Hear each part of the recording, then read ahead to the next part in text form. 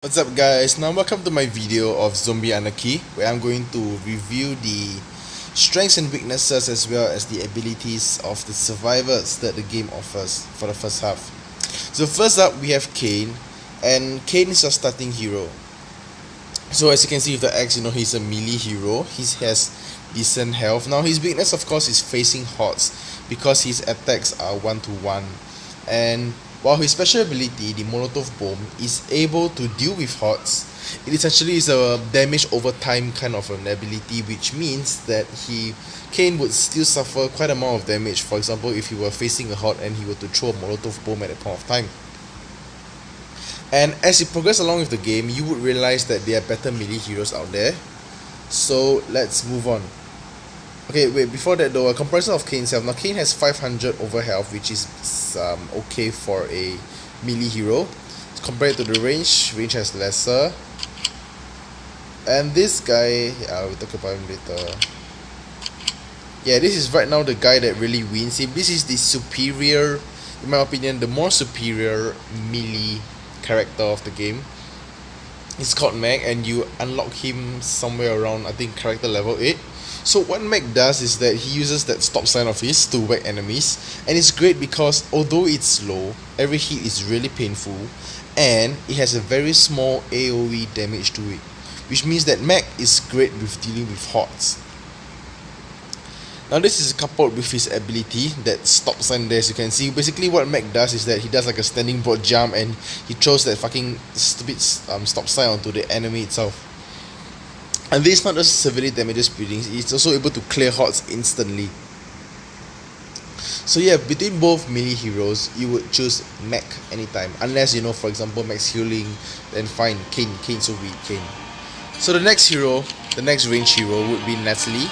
Natalie is the second hero that you will unlock in the game, and her ability is as you can see, the speed there. What she does is that she's able to increase the attacking speed and movement speed of all of her survivors in the particular team.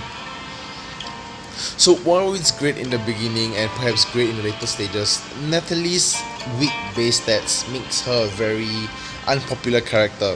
If you see, her health is the lowest among the rest, 403, 403 lower, 403, 403, 403, 403. And so is her attack. See, this guy has 60, 31, 24. She only has 18 attack. So essentially she's like a paper kind of support class here. Not really, I don't really like her and her hairstyle. So next up is Igor. Now Igor is he has a weak attack. If you see his pistol, you can judge pistols aren't great weapons to use. But he has a great ability whereby the hazmat suit over the hazardous material suit is able to provide you with shielding for your health, and it's great because you're able to get defended over time. And he has decent health too. If I'm not wrong, his health is more than Kane's but less than Mac, which essentially places him as the hero, the survivor with the second best health so far. Now moving on, Lydia. Now Lydia is a shotgun user. Her attack is decent, I would say, and he has a bit of splash damage in the front, which is good for clearing mobs too. So Lydia's ability is what's this called? What's this thing here? Survival. Okay. So what survival does is that it grants you immunity for a good 8.2 seconds.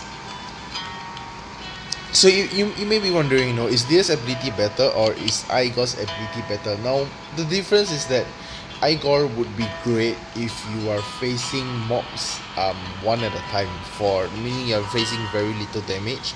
So the hazmat ability is good enough for you to last over a short distance of time. Now Lydia's ability, however, is more for a fighting forest fire kind of scenario whereby you're faced with, for example, watchtowers and molotovs all firing at you at once. Or maybe you know that you're going to walk through a minefield, a toxic waste field and all that. So what you're going to want to do is that you're going to use Lydia's immunity ability and faster stampede through the landmines, or to even go into the heart of the base and faster take down all its weaponry. So what good trick that I usually do is that I would gather about 2 focus points, and then we're going to use 1 point onto her immunity ability and the next point onto Igor's hazmat ability. thereby granting you quite a good amount of defense as you try to iron through the base. So a good thing that I used so far would be, using Meg, Lydia, and Igor. Yep, and this covers the first part. I'll be covering part 2 of the heroes when I eventually get them. Thank you, peace out.